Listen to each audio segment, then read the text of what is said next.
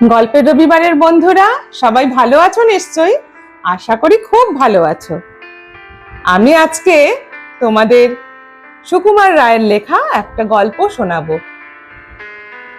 তোমরা যারা আমার চ্যানেলে নতুন বন্ধু, চ্যানেলটা সাবস্ক্রাইব করে প্লিজ পাশে থেকো, আর পাশে থাকা বেল আইকনটা ক্লিক করে দিও, যাতে কোনো গল্প আপলোড করলে সঙ্গে সঙ্গে পৌঁছে যায় তা তোমাদের কাছে। চলো তাহলে আর কথা না বাড়িয়ে শুরু করি আজকের গল্প। আজকের গল্প হলো সুকুমার রায়ের লেখা ছাতার মালিক। তারা 1.5 বিঘাত মানুষ। তাদের আড্ডা ছিল গ্রাম ছাড়িয়ে, মাঠ ছাড়িয়ে, বনের ধারে, ব্যাঙ ছাতার ছায়ার তলায়। ছেলেবেলায় যখন তাদের দাঁত ওঠেনি, তখন থেকে তারা দেখে আসছে সেই আদ্যিকালের ব্যাঙের ছাতা। সে যে কোথাকার ব্যাঙের ছাতা সে খবর কেউ জানে না, কিন্তু সবাই বলে ব্যাঙের ছাতা। যত সব দুষ্টু ছেলে রাত্রে যারা ঘুমোতে চায় না, মায়ের মুখে ব্যাঙের ছাতার গান শুনে শুনে তাদেরও চোখ বুজে আসে। কত রঙের ব্যাঙের ছাতা, কিন্তু আজ অবধি ব্যাঙকে তারা কেউ চোখে দেখেনি। সেখানে মাঠের মধ্যে, ঘাসের মধ্যে সবুজ সবুজ পাগলা ফড়িং থেকে তুড়ুক করে মাথা ডিঙিয়ে লাফিয়ে যায়। সেখানে রং বেরঙের প্রজাপতি, তারা ব্যস্ত হয়ে ওড়ে ওড়ে আর বসতে চায়, বসে বসে আর উড়ে পালায়। সেখানে গাছে গাছে কাঠবেড়ালি সারাটা দিন গাছ মাপে আর জরিপ করে, গাছ বেয়ে ওঠে আর গাছ বেয়ে নামে, আর রোদে বসে গোপ তাওয়ায় আর হিসেব কষে। কিন্তু তারাও কেউ ব্যাঙের খবর বলতে পারে না। গ্রামের যত বুড়ো বুড়ি, দিদিমা আর ঠাকুমা, তারা বলেন আজও সে ব্যাঙ মরেনি, তারা ছাতার কথা ভোলেনি। যখন ভরা বর্ষায় বাদল নামে, বন বাদারে লোক থাকে না, ব্যাঙ তখন আপন ছাতার তলায় বসে মেঘের সঙ্গে তর্ক করে। যখন নিশুত রাতে সবাই ঘুমোয়, কেউ দেখে না, তখন ব্যাঙ এসে তার ছাতার ছায়ায় ঠ্যাং ছড়িয়ে বুক ফুলিয়ে টান জুড়ে দেয়, দেখ দেখ দেখ এখন দেখ। কিন্তু সব দুষ্টু ছেলে জটলা করে বাদলায় ভিজে দেখতে গেলে কই, তারা তো কেউ ব্যাঙ দেখেনি। আর যেবার তারা নিঝুম রাতের ভরসা করে বনের ধারে কান পেতেছে, সেবার তো কই গান শোনেনি। কিন্তু ছাতা যখন আছে, ব্যাঙ তখন না এসে যাবে কোথায়? একদিন ব্যাঙ ফিরে আসবেই আর বলবে আমার ছাতা কই। তখন তারা বলবে এই যে তোমার আদ্যিকালের নতুন ছাতা, নিয়ে যাও। আমরা ভাঙিও নি, ছিঁড়িও নি, নষ্টও করিনি, নোংরাও করিনি, খালি ওর ছায়ায় বসে একটু গল্প করেছি। কিন্তু ব্যাঙও আসে না, ছাতাও সরে না, ছায়াও নড়ে না, গল্পও ফুরোয় না। এমনি করেই দিন কেটে যায়, এমনি করেই বছর ফুরোয়।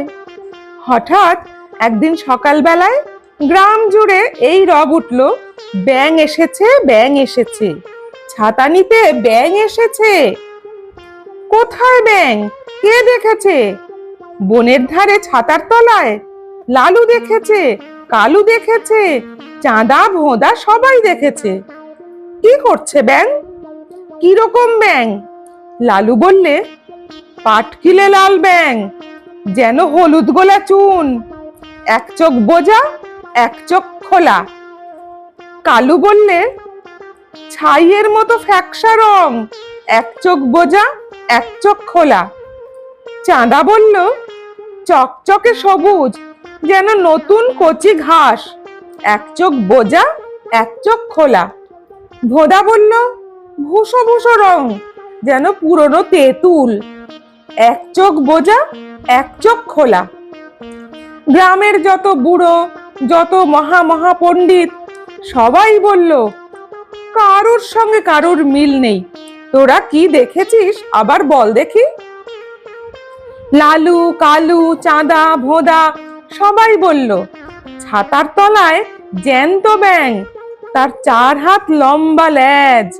শুনে সবাই মাথা নেড়ে বলল, হুম, তাহলে কখনো সেটা ব্যাঙ নয়, সেটা বোধহয় ব্যাঙের বাচ্চা ব্যাঙাচি হতে পারে।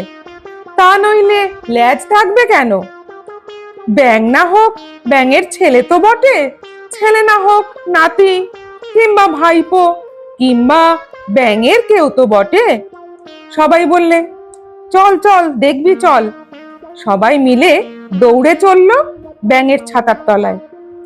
মাঠের পাড়ে বনের ধারে ব্যাঙের ছাতার আগায় বসে কে একজন ঘাসের ওপর ঝুলে পড়েছে।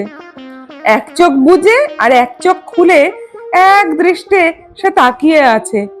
সবাই তখন চেঁচিয়ে বললে, তুমি কে হে? কস্তম, তুম কন হ্যায়? হু আর ইউ? শুনে সে ডাইনেও তাকালো না, বাঁয়েও তাকালো না, খালি একবার রং বদলে খোলা চোখটা বুঝলো, বোঝা চোখটা খুলে ফেললো, আর চিড়িক করে 1 হাত লম্বা জিভ বের করেই তক্ষুনি আবার গুটিয়ে নিল। গ্রামের যে হোমরা বুড়ো সে বলল, মোড়ল ভাই, ওটা যে জবাব দেয় না, কালা নাকি? মোড়ল বলল, হবেও বা। সর্দার খুড়ো সাহস করে বলল, চলো না ভাই, এগিয়ে যাই, কানের কাছে চেঁচিয়ে বলি। মোড়ল বলল, ঠিক বলেছ। হোমরা বললে, তোমরা এগোও, আমি এই আকশি নিয়ে এই ঝোপের মধ্যে উঁচিয়ে বসি, যদি কিছু করতে আসে ঘ্যাচাং করে কুপিয়ে দেব। তখন সর্দার সেই ছাতার ওপর উঠে লেজওয়ালাটার কানের কাছে হঠাৎ কোন হে বলে এমনি জোরে হাঁকড়ে উঠলো যে সেটা আরেকটু হলে ছাতার থেকে পড়েই যাচ্ছিল।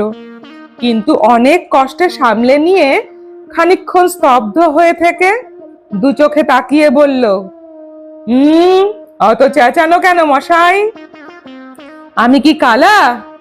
তখন সর্দার নরম হয়ে বলল, তুমি ব্যাঙের কেউ হও না? জন্তুটা তখন না না না না, কেউ হই না বলে 2 চোখ বুজে ভয়ানক রকম দুলতে লাগলো। তাই না দেখে সর্দার বুড়ো চিৎকার করে বলল, তবে যে তুমি ছাতা নিতে এসেছো? সঙ্গে সঙ্গে সবাই চেঁচিয়ে বলল, নেমে এসো, নেমে এসো, শিগগির নেমে এসো। মোড়ল খুড়ো ছুটতে গিয়ে প্রাণপণে তার লেজটা ধরে টানতে লাগলো, আর হোমরা বুড়ো ঝোপের মধ্যে থেকে আকশিটা উঁচিয়ে তুললো।